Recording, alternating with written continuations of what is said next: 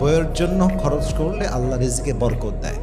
বইয়ের জন্য খরচ করলে আল্লাহ আপনার রিজিকে আরো বেশি সচ্ছলতা দান করে। বইয়ের জন্য খরচ করলে আল্লাহ আপনার জীবনটাকে একদম বরকত দ্বারা ভরপুর করে দিবে। সুবহানাল্লাহ পড়ার সময় একজন ওয়াইফ আপনার কাছে অনেক কিছু চাইবে না, ও চাইতে পারবে না।